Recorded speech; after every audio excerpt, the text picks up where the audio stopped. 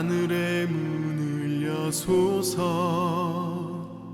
이곳을 주목하소서 주를 향한 노래가 꺼지지 않으니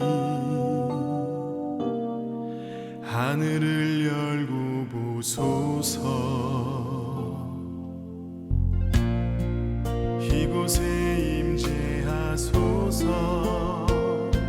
주님을 기다립니다 기도의 향기가 하늘에 닿으니 주여 임재하여 주소서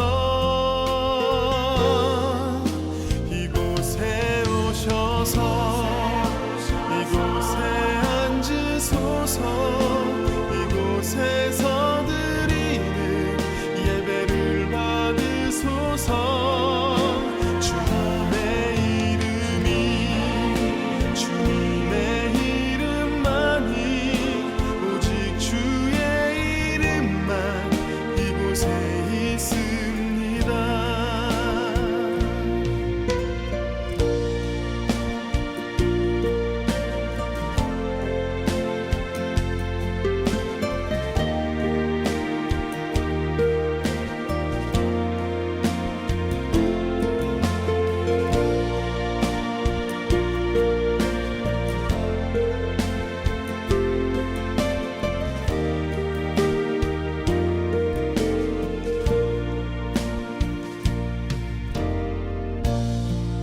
하늘의 문을 여소서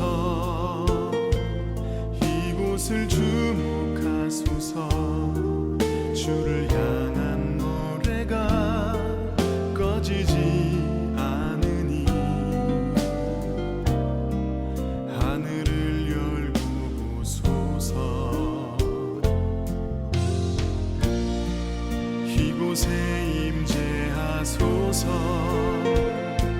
주님을 기다립니다 기도의 향기가 하늘에 닿으니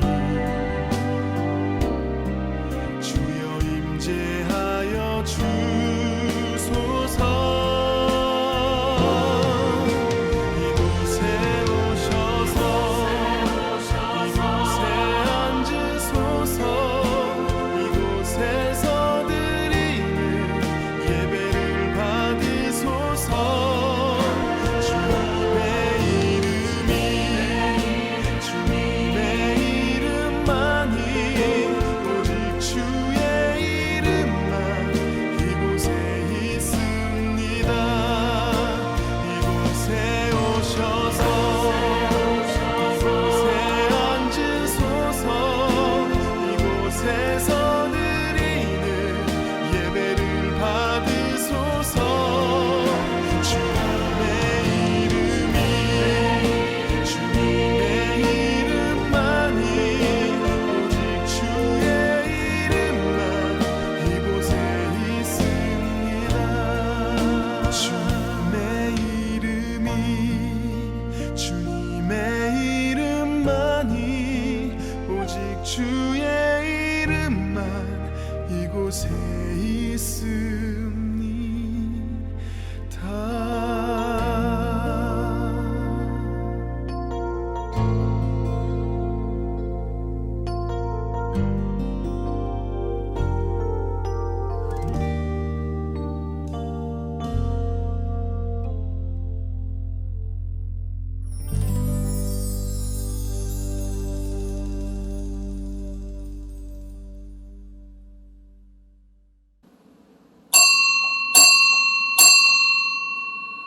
우리도 함께 조용히 기도하심으로 8월 마지막 주일 예배 하나님께 드리겠습니다.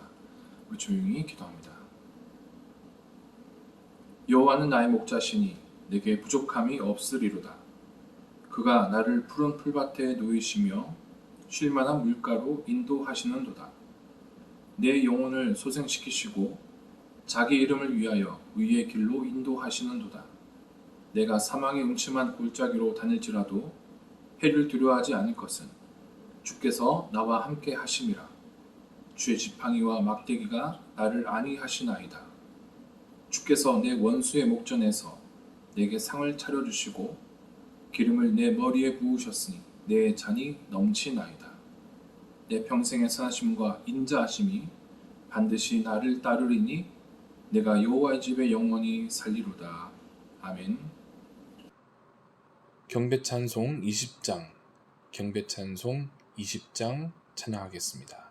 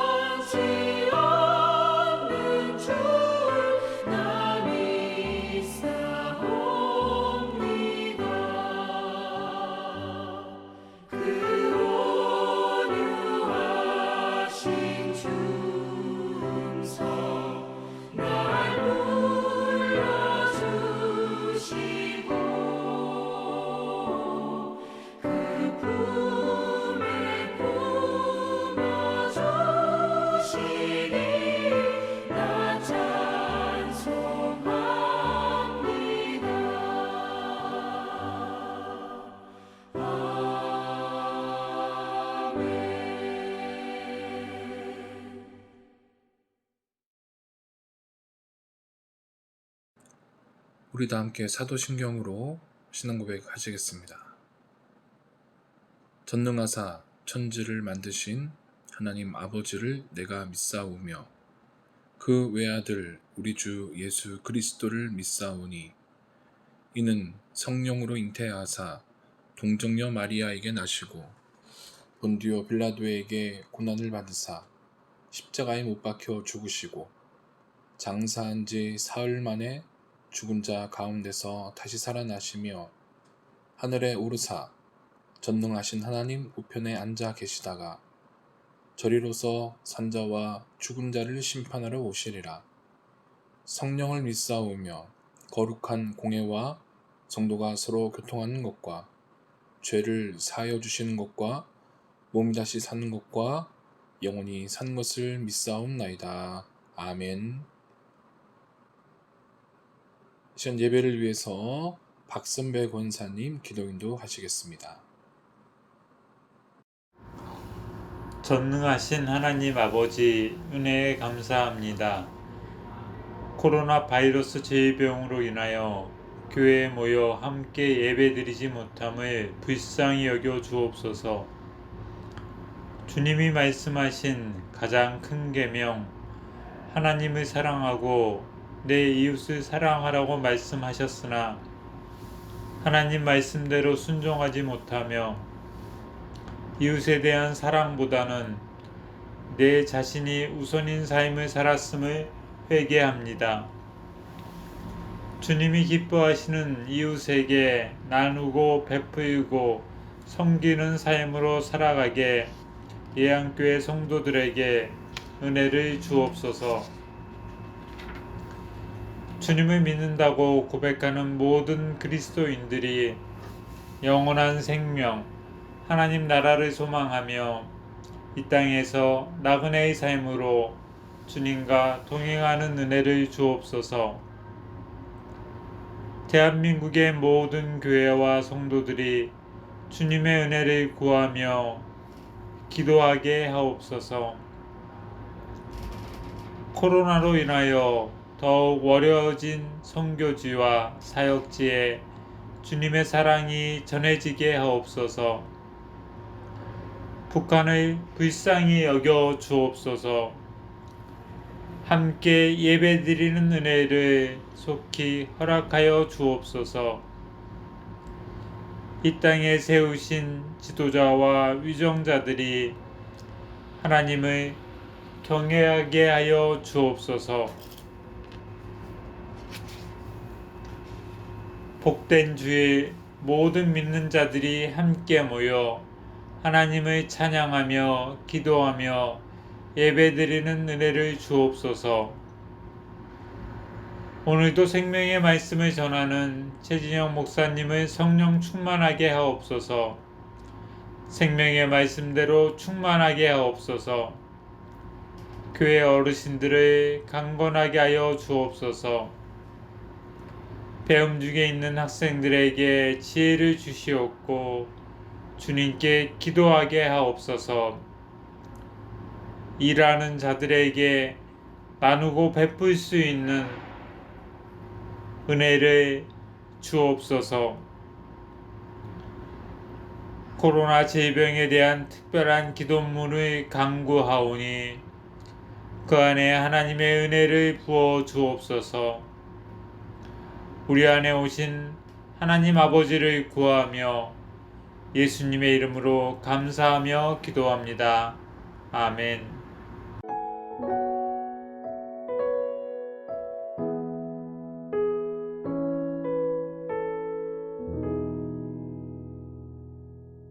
우리 시간 마음 모아서 코로나19 극복과 교회를 위해서 함께 기도하겠습니다. 기도문은 화면에 자막으로 보여드리도록 하겠습니다. 화면에 나온 자막 보시면서 우리 함께 마음 모아서 기도합니다.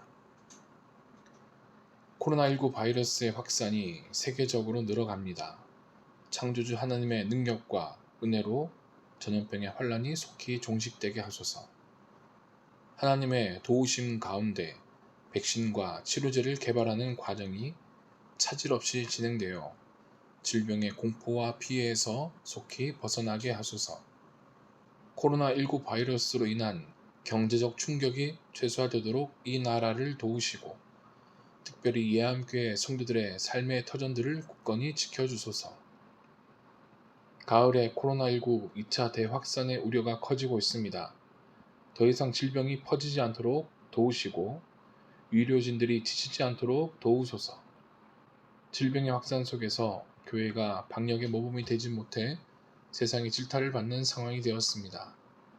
한국 교회가 어려움의 때를 지혜롭게 잘 대처하여 세상의 빛과 소금으로서 선한 영향력을 나타내게 하소서.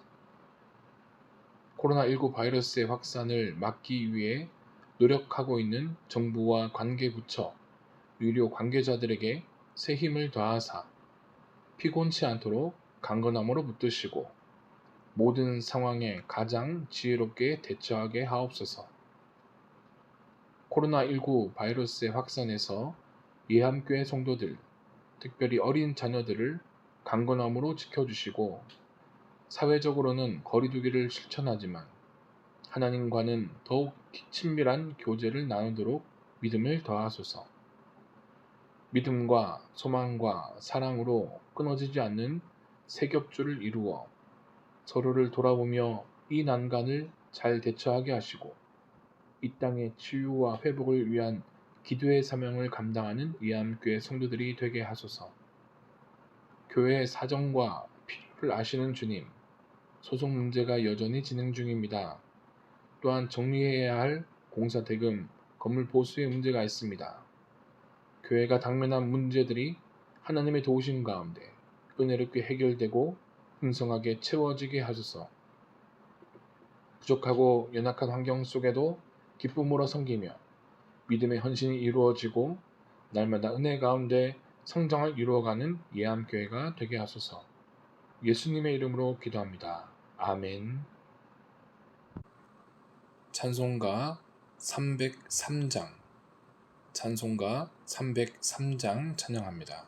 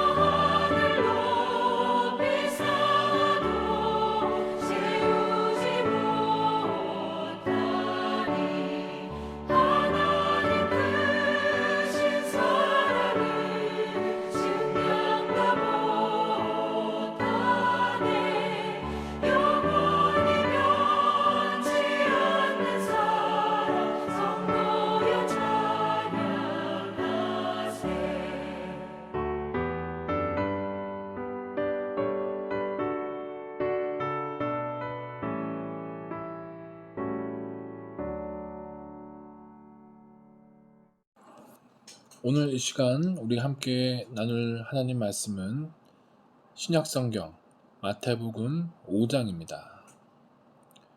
마태복음 5장 46절에서 48절 말씀. 신약성경 마태복음 5장 46절에서 48절까지.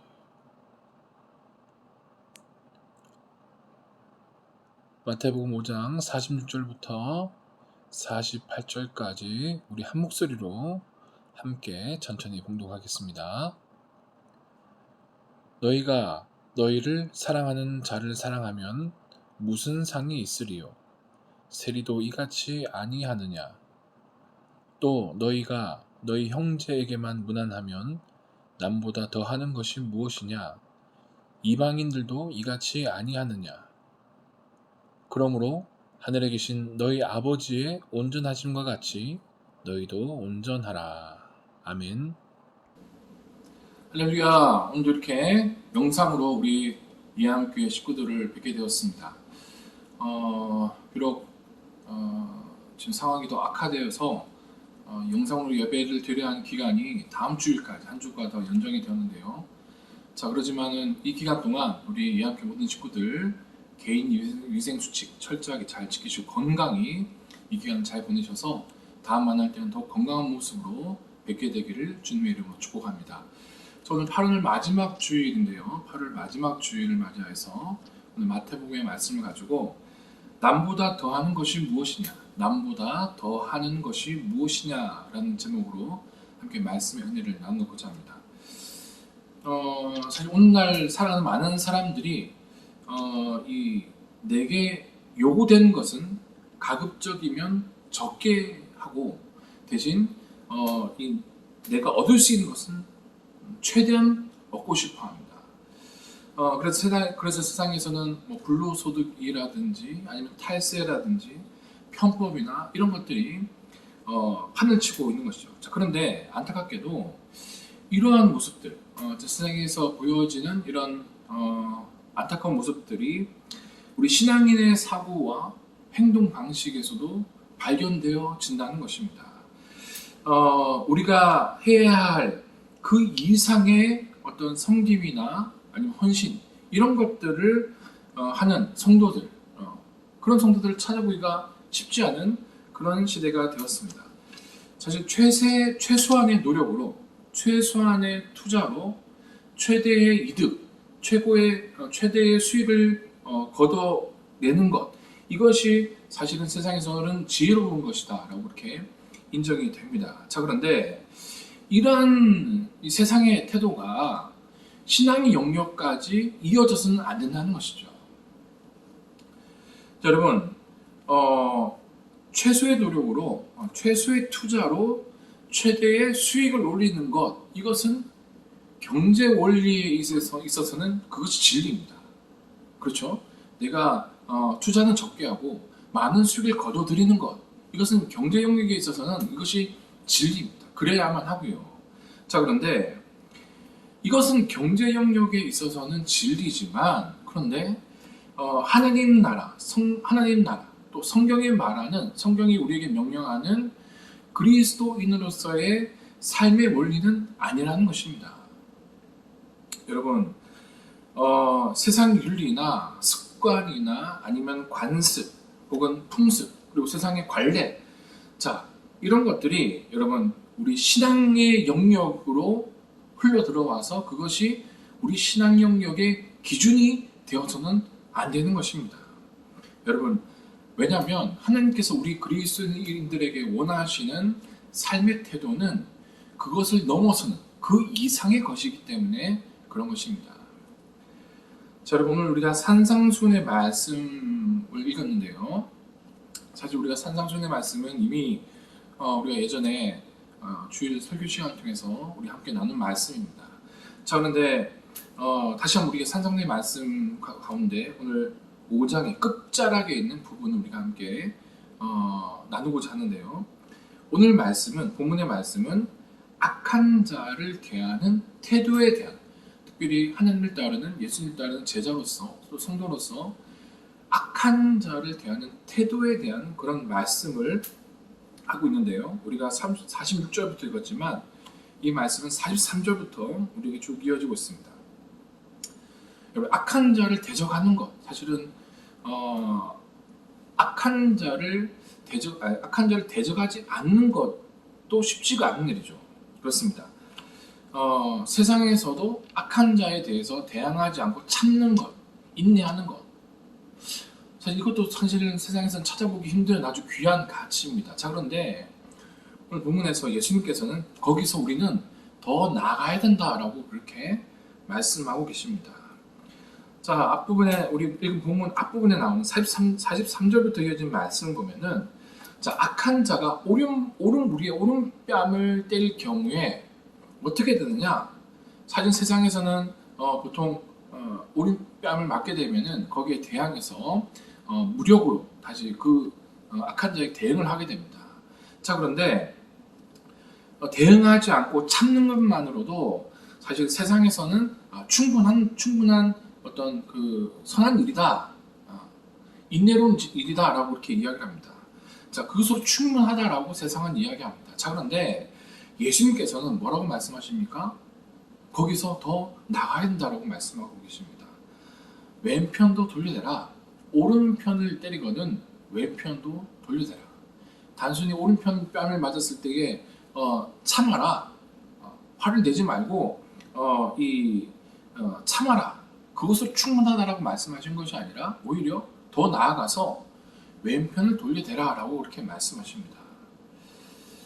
그리고 이어진 말씀에 보시면은 악한 자가 우리의 속옷을 탐냅니다. 그러면 그냥 그 속옷을 뺏기지 않는 그 수준에서 만족하는 것이 아니라 더 나아가서 우리의 겉옷까지 내어주라 라고 그렇게 우리에게 말씀하십니다.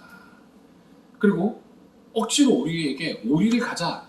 오리를 지금의 거리로 따지면 약 5km 정도 아니죠. 2km 정도 되는 거리입니다. 자, 2km 정도 되는 거리를 억지로 우리에게 같이 가자라고 그렇게 요구할 경우에는 그냥 그것을 정중하게 거절하거나 혹은 마지못해서 그 가족 가고자 하는 오리의 거리를 함께 동행하는 수준, 사실은 그 정도만 해도 세상에서는 충분하다고 이렇게 여겨집니다. 하지만 우리 그리스도인들의 제자들은 거기서 더 나아가서 오리를 같이 가자라고 그러거든 십리까지라도 가주어라 라고 그렇게 우리 주님께서는 말씀하고 계십니다. 꼭 악한 자에 대해서가 아니더라도 선한 일, 그것이 선한 일이고 유익이 되는 일이고 하나님 뜻이라면은 어떤 적당한 수준, 세상에서는 이 정도면 됐다라고 생각하는 어떤 적당한 수준, 그 수준에서 만족하는 것이 아니라 거기서 조금 더 나가야 된다, 더 해야 된다. 이것이 바로 예수님을 따르는 제자들의 삶의 방식이다라고 보는 말씀이 우리에게 이야기를 하고 있습니다. 자, 여러분, 우리는 그리스도인입니다. 예수님을 따르는 사람들입니다. 제자들이죠. 우리가 예수님의 제자로서 오늘 이 산상수훈의 말씀을 통해서 더 해야 된다라는 이 주님의 말씀을 어떻게 우리 삶 가운데 살아갈 수 있을까? 우리는 과연 무엇을 더하며 살아가야 되는 것일까요? 자, 우선은 여러분, 우리는 더 사랑해야 합니다. 우리는 더 사랑해야 합니다. 여러분, 그렇습니다.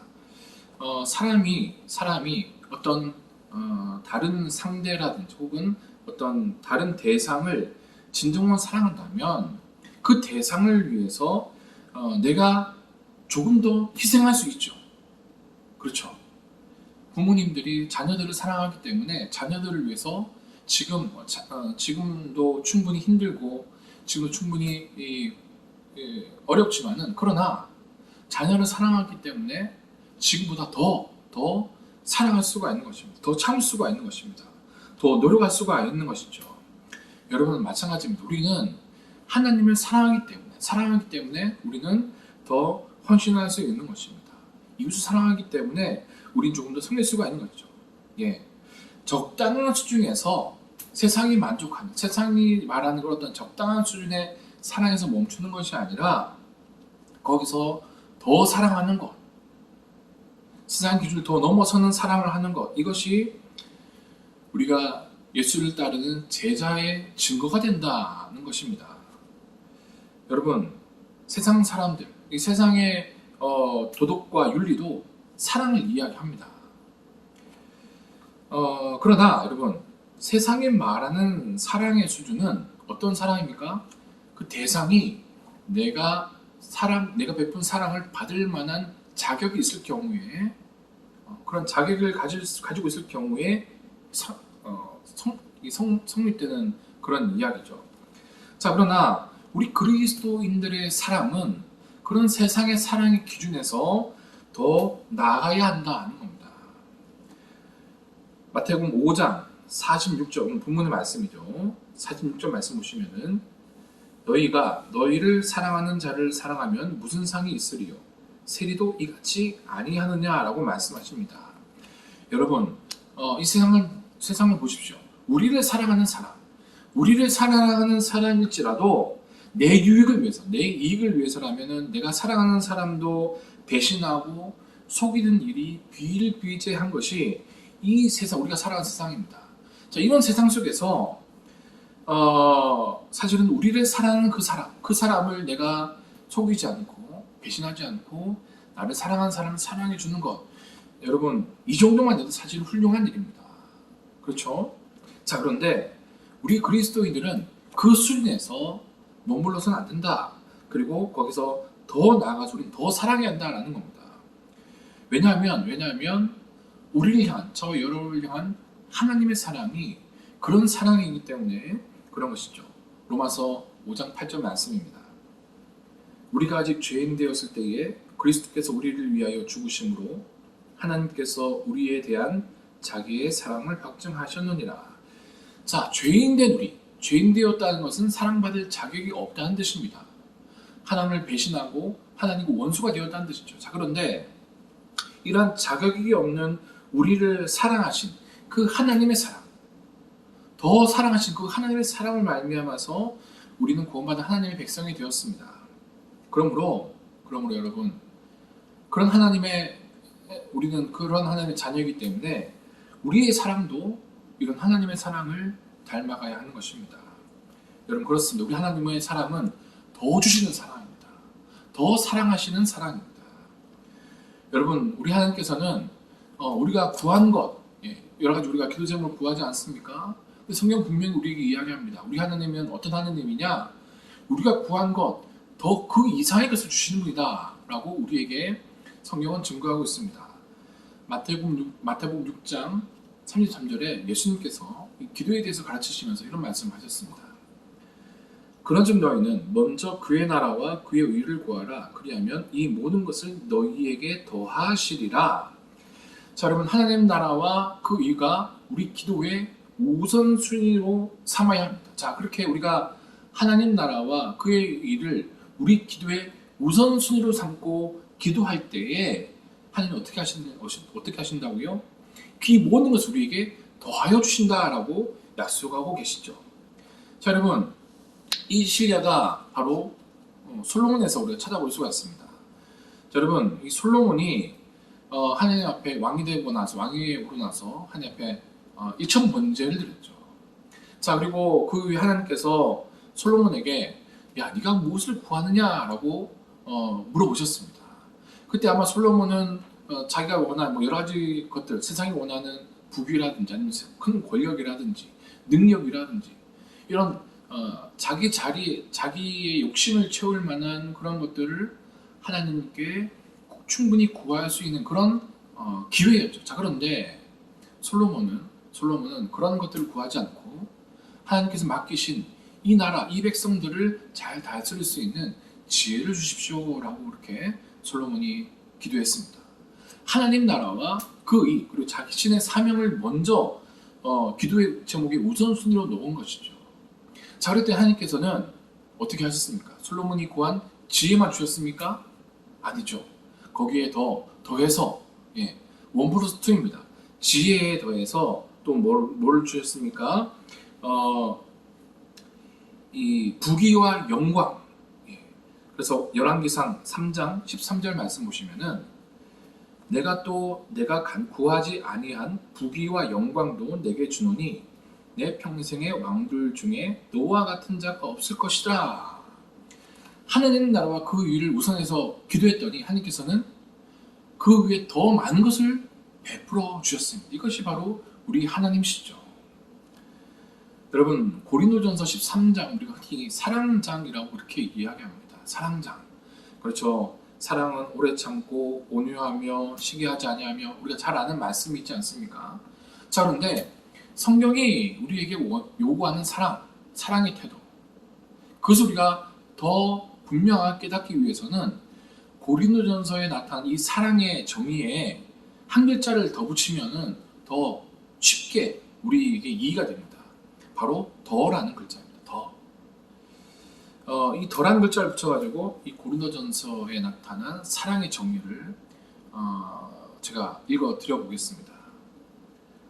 사랑은 더 오래 참고, 사랑은 더 온유하며, 더 시기하지 아니하며, 사랑은 더 자랑하지 아니하며, 더 교만하지 아니하며, 더 무례히 행하지 아니하며, 자기의 유익을 더 구하지 아니하며, 더 성내지 아니하며, 악한 것을 더 생각하지 아니하며 불의를 더 기뻐하지 아니하며 진리와 함께 더 기뻐하고 모든 것을 더 참으며 모든 것을 더 믿으며 모든 것을 더 바라며 모든 것을 더 견디느니라.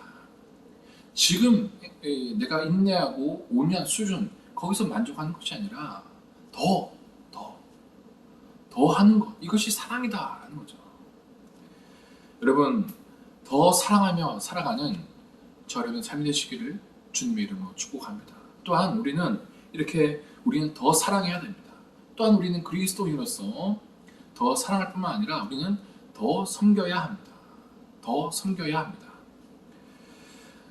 존 맥스웰이라는 아주 유명한 리더십을 강의하는 분이 있습니다. 자, 그분의 책도 많이 번역이 되어서 우리나라에 소개가 되었는데요. 그분의 책 가운데 거인들의 인생 법칙이라는 책이 번역이 되어서 소개가 된 적이 있습니다. 자, 이 책은 히브리서 11장에 등장하는 믿음의 사람들, 자, 그 믿음의 이 사람들의 모습을 통해서 우리가 배워가야 할 리더의 모습에 대해서 이제 분석하고 나열하고 있는 그런 책인데요. 자, 이 책에서 맥스웰은 리브가, 창세기 24장에 등장하는 리브가 아시죠? 아브라함의 며느리, 이삭의 아내가 되는 리브가가 베푼 섬김의 이야기를 이 맥스웰은 이 책에서 인용을 하면서 우리가 본받아야 할 리더의 모습이라고 이렇게 이야기를 하고 있습니다. 자, 여러분, 창세기 24장 이야기를 보시면은, 자, 리브가가 물을 기르러 우물가에 나갑니다. 자, 그런데 마침 그곳을 방문한 아브라함의 명을 받아서 이삭의 아내가 된 이 처자를 찾아서 먼 곳에서 온 그 아브라함의 종을 만나게 되죠. 자, 그런데 이 아브라함의 종이 사실 리브가에게 조금 무리한 부탁을 합니다. 사실 무리한 부탁은 아니죠. 내가 마실 물을 좀 달라 하는 겁니다. 내가 마실 물을 좀 달라. 사실 어떻게 보면 간단한 그런 부탁입니다. 리브가가 지금 물동이를 머리에 이고 올라오는 길이죠. 그래서 리브가는 그냥 단순하게 자신의 머리에서 물동이를 내려가지고 그 아브라함의 종이 목이 마르지 않도록 물을 자기가 물통에 쥐고 온 그 물 가운데 일부의 물을 마시도록 그에게 제공만 하면 되는 그런 상황입니다. 자, 그런데 리브가는 더 섬겼습니다. 더 섬겼죠. 그 아브라함의 종뿐만이 아니라 그 종이 끌고 온 낙타, 무려 10마리의 낙타가 마신 물까지 리브가는 다 길어오는 그런 더 섬기는 모습으로 창세기 24장에 등장을 하고 있습니다. 자, 그 섬김이 바로 하나님 나라의 법칙이었던 거죠. 그래서 그 더 섬기는 그 섬김으로 알미암아서 리브가는 어떻게 되었습니까? 믿음의 조상인 아브라함의 며느리, 축복의 사람인 이삭의 아내가 되는 복을 받았던 것을 성경이 우리에게 증거를 하고 있습니다. 여러분, 낙타에게 물 마시는 거 뭐가 힘들겠어 라고 생각하시는 분들도 계실지 모르겠지만, 여러분, 단순히 낙타에게 물을 마신다 이렇게 생각하면 안 됩니다. 단순히 그것이 어떤 우리가 기르는 강아지에게 물 주는 그런 수준의 문제가 아니라는 거죠. 여러분, 가만히 생각해 보십시오. 이 낙타라는 짐승은 사막을 오랜 동안 물을 마시지 않고, 그 낙타의 몸속에는 물을 저장하는 물주머니가 있다고 해요, 장기 중에. 그래서 거기에다가 물을 잔뜩 저장했다가 사막은 사실 물을 찾기가 힘든 귀한 땅입니다. 그래서 그 사막을 여행하는 동안 물주머니에서 저장된 그 물을 조금씩 섭취함으로써 아주 오랜 시간을 그 물이 귀한 사막을 다닐 수 있는 그런 짐승이죠. 자, 그런데 이 낙타가 물을 한번 먹기 시작합니다. 목마른 낙타가 물을 한번 먹기 시작하면은 굉장한 양을 마신다고 합니다. 약 80리터의 물, 한 마리가 목마른 낙타 한 마리가 80리터의 물까지 마실 수 있다고 해요. 80리터라는 것은 여러분 어떤 상상이 잘 안 되시는데, 왜 어디 가면은 냉온수기에 이 파란색 물통에 물이 거꾸로 이제 꽂혀 있는 그런 물통 아시죠? 그 물통이 20리터입니다. 20리터. 자, 그러니까 낙타가 목이 마를 경우에 그 큰 물통에 들어가는 물을 4통을 한 마리가 마신다는 거예요. 예, 아주 엄청난 양을 마시고 있죠. 자, 지금 리브가가 지금 마주하고 있는 낙타들, 지금 지도를 보면은 이 낙타가 약 750km, 굉장한 거리입니다. 750km가 되는 이 굉장한 거리를 낙타들이 지금 뒤에 예물 같은 걸 짓고 그렇게 이제 먼 길을 왔습니다. 얼마나 목이 말랐겠습니까? 자, 그런데 엎친 데 덮친 격으로 지금 우물이 어디 위치하고 있느냐? 지금 낙타가 쉬고 있는 곳보다 더 낮은 곳에 위치하고 있어요. 예. 자, 여러분, 창세기 24장 16절 말씀 보시면은 그가 우물로 내려가서 물을 그 물동에 채워가지고 올라온지라라고 그렇게 이야기합니다. 물동이 물을 채워가지고 어떻게 한다고? 올라가고 있다. 그러니까는 우물은 지금 낙타보다 저 아래에 위치하고 있는 것이죠. 자, 여러분, 우물이 만약에 위에 있었다면은 물을 지고 내려오는 겁니다. 그러니까는 좀 발걸음이 그나마 좀 쉬웠겠죠. 무거운 짐을 지고 오르막을 올라가는 것보다 내리막을 내리는 것이 훨씬 쉽다는 것은 누구나 다 알지 않습니까? 자, 그런데 공교롭게도 우물이 저기 낮은 곳에 있습니다. 그래서 물을 지고 무거운 물동을 지고 오르막길을 올라야 하는 그런 지금 상황인 거죠. 자, 그런데 이런 상황에서 리브가는 낙타를 위해서 물을 길었으면 얼마나 힘들고 고된 일이었을까요? 우리가 간단히 계산을 해도 우리가 얼마나 리브가가 힘든 일을 했는지 알 수가 있습니다. 자, 낙타가 10마리입니다. 10마리. 한 마리당 목이 마를 경우 80리터의 물을 마신다고 말씀드렸는데요. 리브가가 지금 머리에 쥐고 있는 이 물통이 약 20리터 정도 된다고 여러분 가정합시다. 20리터도 꽤 많은 양이죠. 그래서 그 파란 통을 기억하시면 되겠습니다. 자, 그것을 머리에 입고 지금 올라가고 있습니다. 자, 그러면 한 마리당 그 파란 물통이 4통입니다. 그러니까 한 마리당 밑에 가서 물을 4번 길러와야 한 마리를 마시게 하는 거죠. 자, 그러면 몇 번 왔다 갔다 해야 됩니까? 총 40번, 10마리니까 40번을 왔다 갔다 해야 됩니다. 아무리 그 시간을 짧게 우리가 계산을 하더라도 계산해서 3분이라고 우리가 생각을 해봅시다. 자, 한 번 왔다 갔다 하는 3분이 걸린다라고 가정하면은 몇 분이나 왔다 갔다 하는 겁니까?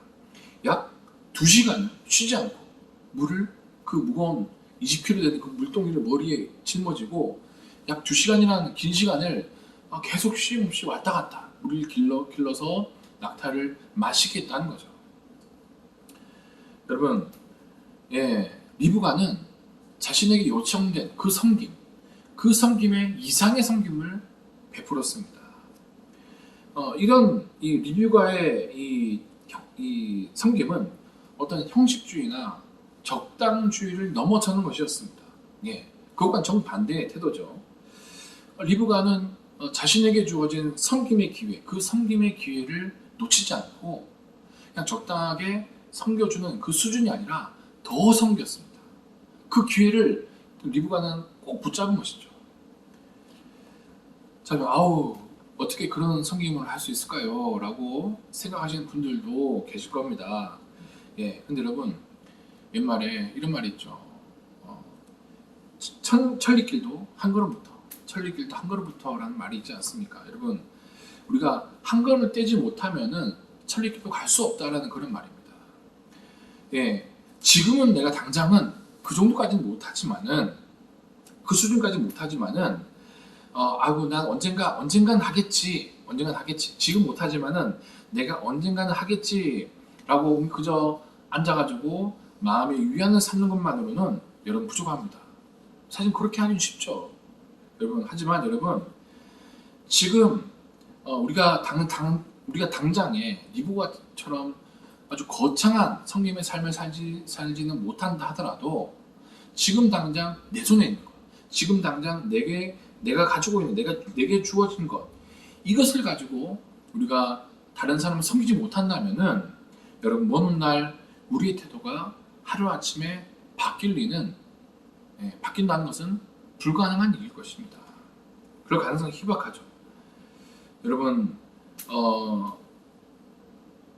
지금도 우리가 리브가처럼 현재 우리가 이 처한 곳에서 내가 가진 것, 내가 할 수 있는 그 수준에서 내가 더 섬기는 것, 이러한 노력을 시작할 필요가 우리에게는 있는 것입니다.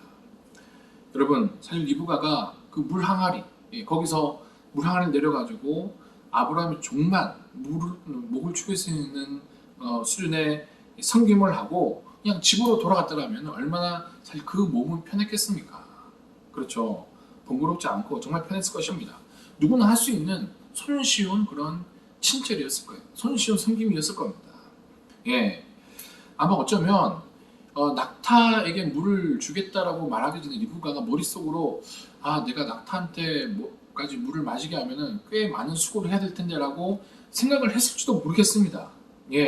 하지만 리브가는 내가 더 섬기겠다라고 결정을 했습니다. 아마도 그 우물가에 리브가 외에도 다른 몇몇 사람이 물을 기르러 왔을 가능성이 큽니다. 자, 그런데 그 물 기르러 왔던 처녀들 가운데 리브가만이 더 섬기는 그런 삶의 태도를 보였고, 그런 삶의 태도로 인하여서 리브가의 삶은 리브가가 상상하지 못한 방향으로 흘러가게 됩니다. 자, 여러분 리브가는 아까도 말씀드렸지만 믿음의 조상 아브라함의 며느리가 되었습니다. 그리고 축복의 사람 이삭의 부인이 되었습니다. 그뿐만 아니죠. 리브가의 후손이 큰 민족을 이루게 됩니다. 그리고 그 후손에서 메시아가 등장을 하는 그런 복까지 누리게 되었습니다. 이 리브가의 섬김, 조금 더 섬겼던 그 리브가의 섬김이 하나님께서는 큰 곳으로 갚아주신 것이죠. 그리고 하나님께서는 그 리브가의 인생을 리브가가 상상하지 못한 방향으로 인도해 주셨고 풍성한 상으로 하나님께서는 리브가에게 갚아주셨습니다. 여러분, 우리가 더 깊은 신앙의 영광과 그리고 더 큰 신앙의 축복을 우리가 누리기 원한다면 우리는 이런 리브가 같이 더 섬기는 자세를 우리는 가져야 합니다. 아브라함도 그랬죠. 아브라함이 여러분 창세기 13장을 보시면은 아브라함은 나그네를 영접했습니다. 하늘의 천사, 사실은 뭐 천사인지 나그네인지 어떻게 겉으로 드러나지는 않습니다. 자, 그런데 이 아브라함은 부주 중에 나그네를 섬기는 더 섬기는 모습을 통해서 부주 중에 천사를 영접을 하게 되죠. 그리고 그로 말미암아서 이삭을 약속받는 복을 받게 되었습니다. 자, 그 내용이 창세기 13장에 등장을 하는데요. 자, 사실 아브라함 입장에서는 굳이 지나간 나그네들 굳이 그들을 불러들여서 음식을 내놓고 발을 씻기고 사실 섬겨야 할 의무는 없었습니다. 그러나 대접하지는 않은 상관없지만은 아브라함은 그 지나간 나그네들을 대접하기로 마음먹었고, 그리고 그가 그렇게 섬겼더니 이삭이라는 귀한 자녀의 복을 약속받았던 것을 성경이 우리에게 증거를 하고 있죠. 자, 이와 같이 리브가와 같이 그리고 아브라함과 같이 또 저 여러분 또한 적당한 수준의 섬김이 아니라 더 섬기는, 그 수준을 넘어서 더 섬기는 삶의 모습을 통해서 하나님께 기뻐하시는 참된 그리스도인의 삶을 살아가는 저 여러분 되시기를 주님의 이름으로 축복합니다. 자, 그리고 우리 그리스도인은 더 진실해야 합니다. 우리 그리스도인들은 더 진실해야 합니다. 여러분, 진실은 하나님의 속성입니다. 따라서 여러분, 하나님께서 진실하시기 때문에 하나님의 자녀가 된 우리 또한 그 속성을 닮아서 우리 그리스도인들도 진실해야 합니다. 진실은 하나님의 자녀인 우리들이 지녀야 할 속성입니다. 자, 본문 48절 말씀에 마지막 절이죠. 그러므로 하늘에 계신 너희 아버지의 온전하신 것 같이 너희도 온전하라라고 이렇게 말씀하십니다. 여러분, 하나님 아버지의 온전하심은 하나님의 진실하심을 포함하는 말입니다. 예, 우리 하나님께서 진실하시기 때문에 우리 하나님은 온전하신 분이시죠. 그리고 그 하나님께서는 저는 구약의 십계명을 통해서도 우리에게 진실될 것을 말씀하십니다. 9번째, 십계명 가운데 9번째 명령이죠. 내 이웃에 대하여 거짓 증거하지 말라. 자, 여러분, 이 십계명의 9번째 계명, 이 명령은 우리가 하나님의 온전하심을 닮아가는 데 있어서 굉장히 중요한 요소 가운데 하나입니다. 진실함. 자, 그런데 오늘을 살아가는 이 세상 사람들이 인식하는 그리스도인들의 자화상은 과연 어떠한가요? 자, 어제 충격적인 분석을 접했습니다. 기독교 계통의 한 연구소에서 보고서를 작성한 그 보고서의 결과인데요. 그 보고서에 따르면 지금 사람들이 바라보는 기독교에 대한 인식 매우 부정적이라는 것입니다. 기독교에 대해서 교회와 또 성도들에 대한 세상 사람들의 인식이 긍정적인 인식보다는 부정적인 인식들, 구체적으로 거리를 두고 싶다. 이제는 교회 그리고 기독교인이라고 하면은 이제는 좀 거리를 두고 싶다. 그리고 야, 교회와 그리스도인들이 이중적이다라는 부정적인 인식. 그리고 좀 이건 아주 굉장한 독설입니다. 사기꾼 같다라는 이런 부정적인 이미지가 더 많다라는 그런 연구 결과입니다. 이 연구소 쪽은 이 보고서 분석을 하면서 교인들이 이 세상 사람들과 지내는 관계 속에 자신의 이성만 챙기는 그런 모습, 사실은 뭐 세상 사람, 쉽게 말해서 세상 사람들과 별반 다를 바 없는 그런 모습이겠죠. 자신의 이속만 차리는 모습, 예.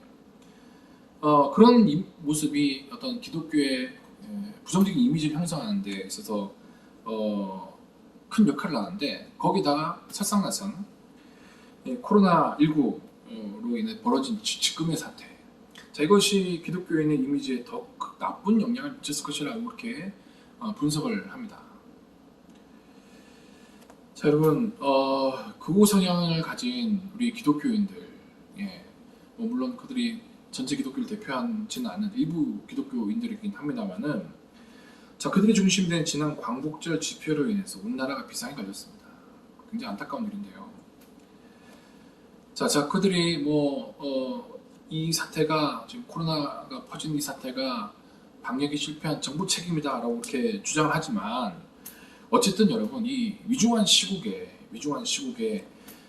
모두가 다 우려하는 이런 무리한 집회를 주저없이 추진해가지고, 그것 때문에 질병이 지금 전국으로 한일간에 확산된 것은 분야할 수 없는 그런 잘못입니다. 예, 잘못이죠. 자, 그런데 문제는 단순히 자신의 어떤 그 책임을 부인하고 그것을 정부의 탓으로 돌리는 데서 끝나지 않는다는 거예요. 예. 더 심각한 것은, 자, 여러분, 확진자가 지금 여기저기서 나타나니까, 자, 정부에서 그리고 질병관리본부에서 빨리 그 집회에 참여한 분들은 어서 빨리 자진해서 검사를 받으십시오라고 그렇게 신신당부합니다. 사정합니다. 자, 그런데 거기에 대해서 정말 어처구니없는 음모론을 신봉하면서 검사를 거부하는,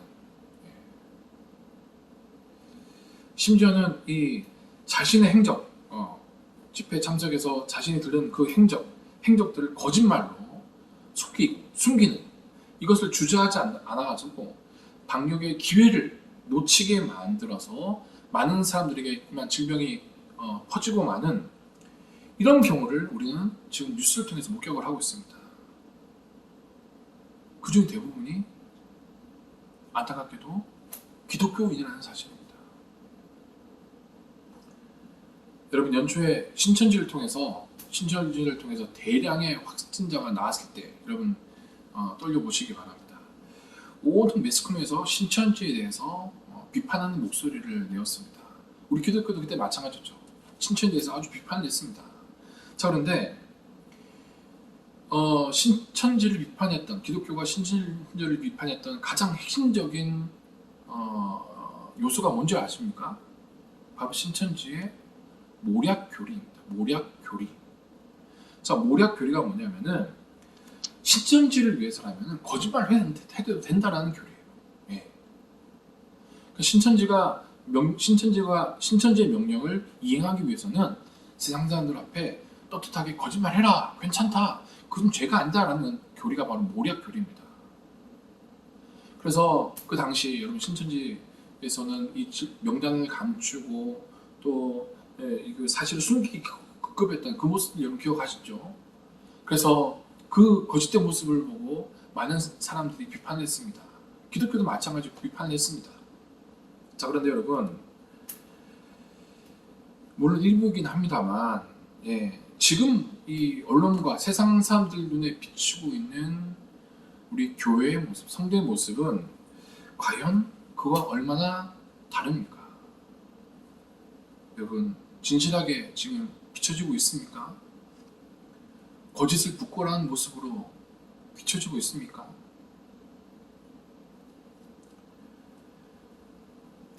우리 교회 안 이런 현상이 일어나는 것을 저는 이 잘못된 선민의식 때문이다라고 그렇게 생각을 합니다. 아니 뭐 사람은 뭐 상관없지, 그냥 하나님 앞에서만, 우리는 하나님 백성이니까 하나님 앞에서만 내가 진실하면 되지, 뭐 사람들 앞에까지 내가 진실할 필요가 있냐. 예. 이런 어쩌면 천박한 선민의식이죠.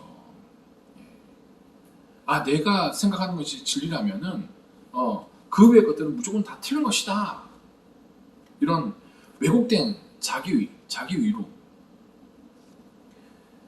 내 뜻을 이루기 위해서라면 거짓 행하기를 부끄러워하지 않는 귀뚤어진 윤리의식. 물론 아까도 말씀드렸지만 일부 기독교 안에 일부 좀 극우 정치 사상을 가진 일부 성도들의 잘못된 믿음을 가진 그런 사람들이긴 합니다만, 자, 어쨌든 그들이 이 주축이 된 이번 광복절 집회 사건, 자, 이것은 우리 부끄러운, 어떻게 보면 기독교의 이 비뚤어진 자화상을 적나라하게 세상 사람들에게 보여준 그런 가슴 아픈 사건이 아닌가라는 생각을 해봅니다. 여러분, 세상에서 자신의 유익을 위해서라면은 부끄럼 없이 거짓을 행하는 사람들이 있습니다. 예. 뭐 물론 이제 세상 사람 다 그렇다는 건 아니고요. 일부겠죠. 예. 자신의 유익을 위해서라도 거짓을 행하는 것은 사실은 세상 사람들도 부끄러워하는 일입니다. 그렇게 해서는 안 된다고 그렇게 생각하는 이야기를 하고 있습니다.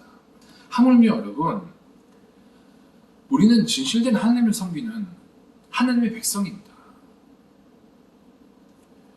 자, 우리 그리스도인들이 어떠해야 되겠습니까?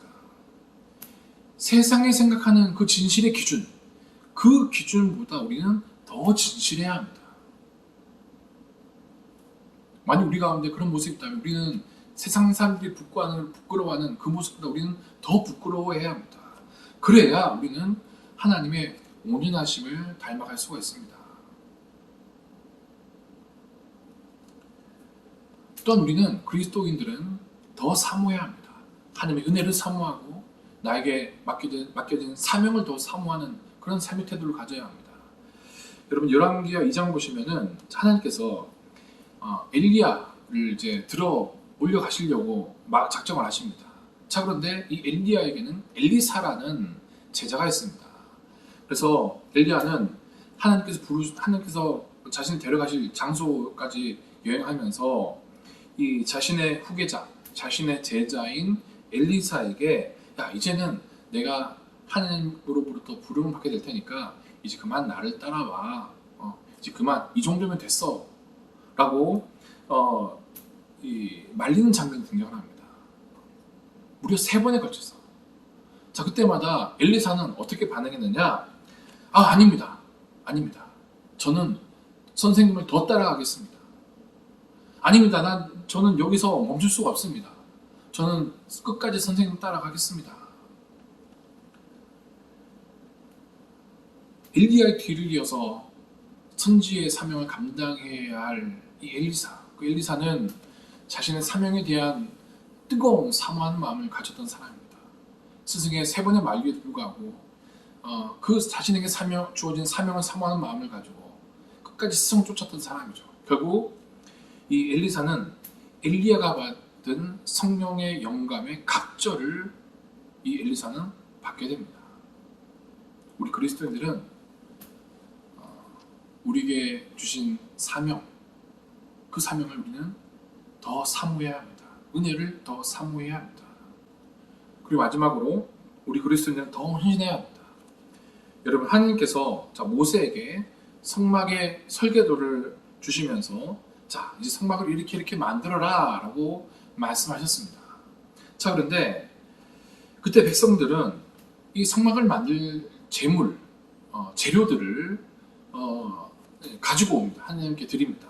자, 그런데 성막을 지을 만큼 적당한 그런 헌신한 것이 아니라 성경을 보니까 성막을 만드는데 쓰고도 남도록 드렸다라고 성경은 기록을 하고 있습니다.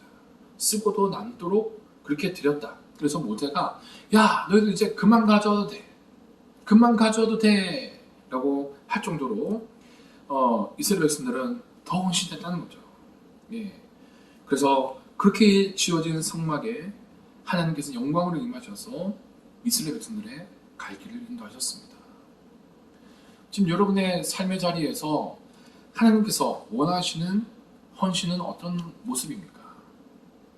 거기서 여러분 더 헌신하기 위해서 정말 힘쓰고 애쓰는, 그래서 하나님의 귀한 은혜와 또 칭찬을 받아 누리시는 저의 삶이 되시기를 주님으로 축복합니다. 말씀을 정리하도록 하겠습니다. 오늘 본 말씀입니다. 너희가 너희를 사랑하는 자를 사랑하면 무슨 상이 있으리요? 세리도 이와 같이 아니하느냐? 또 너희가 너희 형제에게만 무난하면 남보다 더하는 것이 무엇이냐? 이방인들도 이같이 아니하느냐라고 예수님께서는 말씀하십니다. 사랑하는 자를 사랑하는 것, 그리고 나의 형제에게만 무난하는 것. 자, 여러분, 이것은 세상의 기준이에요. 세상의 기준. 자, 세상의 기준에서는 이 정도면 됐다라는 기준이죠. 예. 자, 여러분, 어쩌면 우리는 하나님의 백성, 이 땅에 속한 사람이 아니라 저 하늘나라에 속한 하늘 백성이라고 하면서도 어쩌면 우리는 이런 세상의 기준을 충족하는데, 적당히 충족하는데 우리는 만족하고 그렇게 살아왔을지도 모르겠습니다. 자, 그런데 이러한 우리에게, 이러한 제자들에게 주님께서는 본 말씀 통해서 뭐라고 말씀하십니까? 남보다 더하는 것이 무엇이냐라고 그렇게 물으십니다. 남보다 더하는 것이 무엇이냐? 세상의 기준, 그 기준에 우리는 더해야 한다는 겁니다. 과연 너희는 무엇을 더하고 있느냐? 세상보다 더 사랑하고 있느냐? 세상보다 더 섬기고 있느냐? 세상보다 더 진실하냐? 자, 이런 너희가 세상보다 더 하는 것이 무엇이냐라고 그렇게 질문하고 계신 것이죠. 물론 쉽지 않습니다. 더 하는 것 쉽지 않습니다. 하지만 여러분, 우리는 포기하지 않아야 합니다. 핑계하지 않아야 합니다. 여러분, 지금 나의 삶의 자리에서 과연 내가 더 할 수 있는 것이 무엇일까요? 내가 더 사랑을 베풀고, 더 섬기고, 더 진실하고, 더 사모하고, 더 헌신하기 위해서 지금 내가 이 자리에서 할 수 있는, 지금 이 자리에서 내디딜 수 있는 그 한 걸음이 무엇이 있을까요? 우리가 이것을 생각을 해야 한다는 겁니다. 비록 우리가 한숨에 천리길을 갈 수는 없지만은 그런 더하는 한 걸음 한 걸음, 그 걸음이 모여서 위대한 신앙의 발자취가 될 줄 믿습니다. 여러분, 성경을 보시면은 예수님께서 선한 사마리아인의 비유를 말씀하시는 장면, 여러분 다들 아시죠?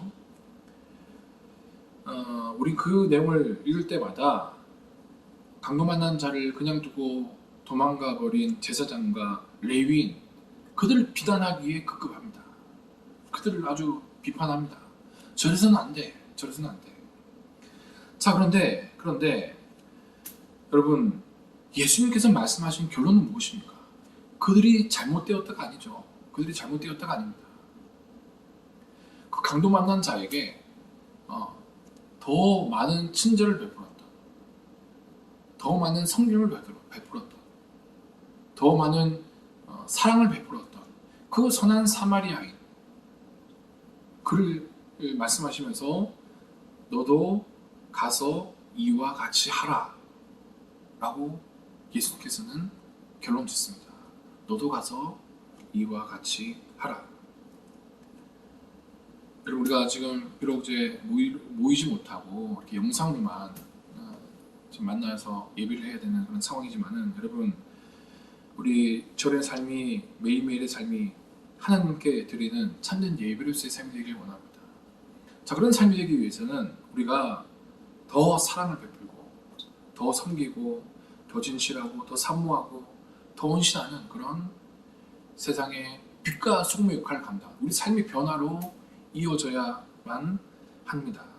여러분, 그런 세상의 빛과 소금의 역할을 감당하는 저희 여러분의 삶이 되시기를 주님의 이름으로 축복합니다.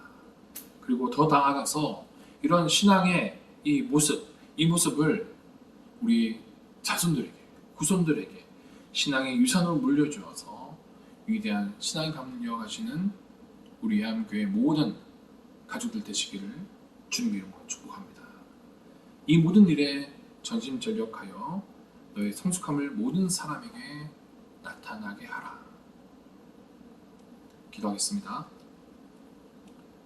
살아계신 하나님 아버지, 은혜를 감사합니다. 하나님, 우리는 하늘에 속한 하늘 백성이라고 우리가 이해하게 하지만은, 그러나 실상 우리의 삶을 돌아보면은 하늘 백성의 삶의 기준을 쫓아 사는 것이 아니라 세상 사람들의 적당한 기준을 쫓아 거기에 만족하고 살아가고 있는 부끄러운 우리의 모습을 주님 앞에 고백하게 됩니다. 하나님, 이런 우리의 부족한 모습을 좀 용서하여 주시고, 이제는 우리가 하늘 백성으로서 주님의 제자로서 우리가 더욱 사랑하게 하여 주시옵소서.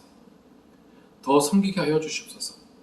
더 진실하고 더 사모하고 더 헌신하여 세상의 빛과 소금으로 선한 영향력을 나타내도록, 이 어두워진 세상 가운데 하나님의 영광의 빛을 온 세상에 비추이는 빛과 소금으로 우리 예암교회 모든 가족들 살아갈 수 있도록 은혜 위에 은혜를 더하여 주시옵소서. 하나님, 지금 질병의 소식이 악화되어서 비록 우리가 영상으로만 이렇게 예배를 드려야 하는 상황이 되었습니다.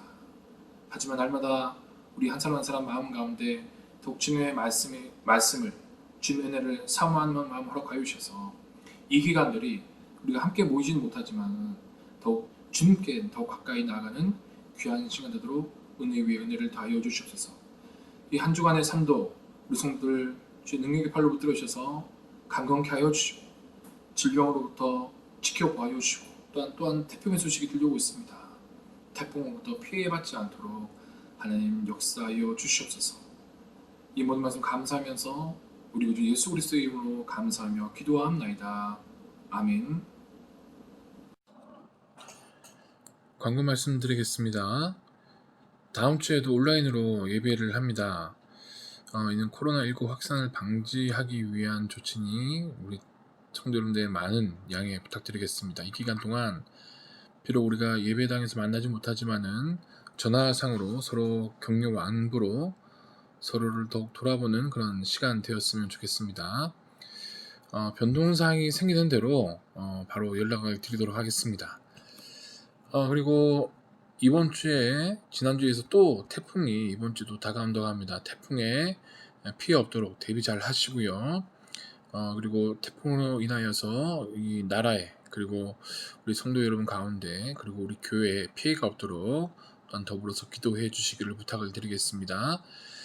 자, 한 주간도 다들 건강하시고요. 개인 위생 수칙 지키는 것 여러분 조금 번거로우시더라도 철저하게 잘 지키셔서 속히 이 코로나가 진정되는데 여러분 작게나마 힘을 보태어 주시기 바랍니다. 그래서 이 기간이 끝났을 때 더욱 건강한 모습으로 함께 뵙게 되기를 기도합니다. 여러분 한 주도 건강하십시오. 오늘 파송 찬송은 아무것도 두려워 말라. 아무것도 두려워 말라입니다. 한 주도 우리를 지키시고 도우시는 주님의 손길 바라보시면서 두려움 없이 승리하는 한 주간 되시기 바랍니다.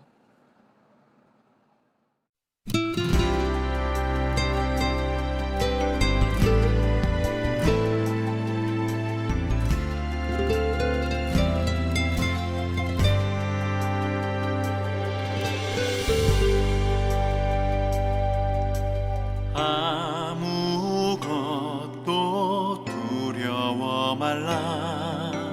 주 나의 하나님이 지켜주시네. 놀라지 마라, 겁내지 마라. 주님 나를 지켜주시네.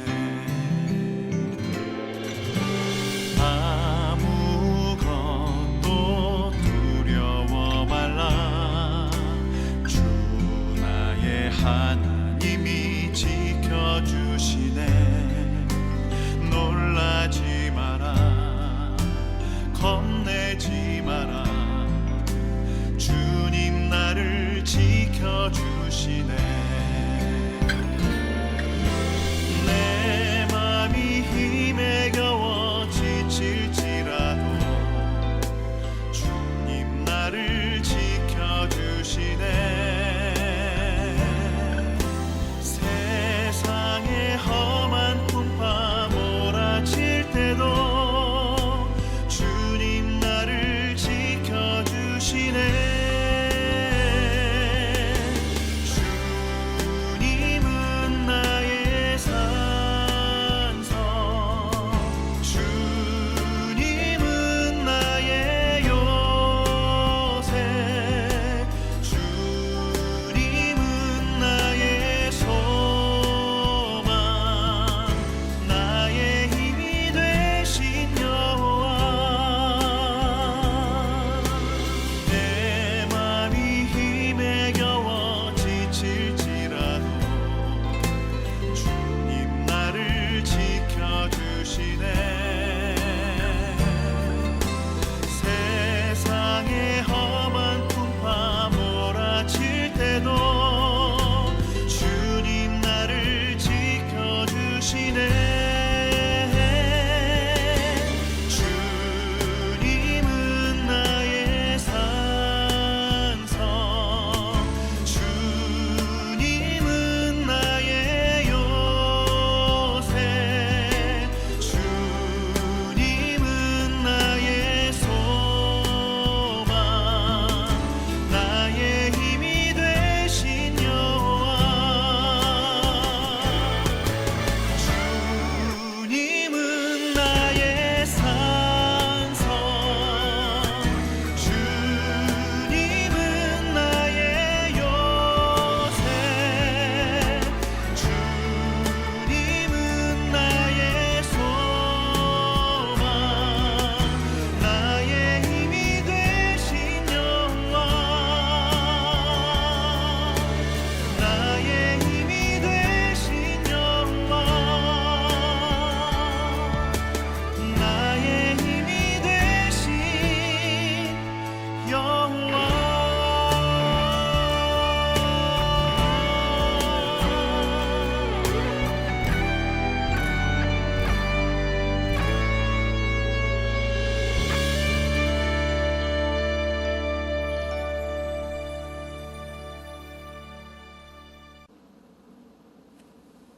이제는 우리 구주 예수 그리스도의 은혜와 하나님 아버지의 무한하신 사랑하심과 성령님의 감화감동 역사하심이 이 세상의 기준이 아닌 하늘나라의 기준을 삶의 기준 삼고 더 사랑하고 더 섬기고 더 진실하고 더 사모하고 더 헌신하며 살아가는 우리 예암교회 성도들과 그 삶의 자리 위에, 그리고 우리 예암교회 위에 이제부터 영원토록 함께 하시기를 간절히 축원하옵나이다. 아멘.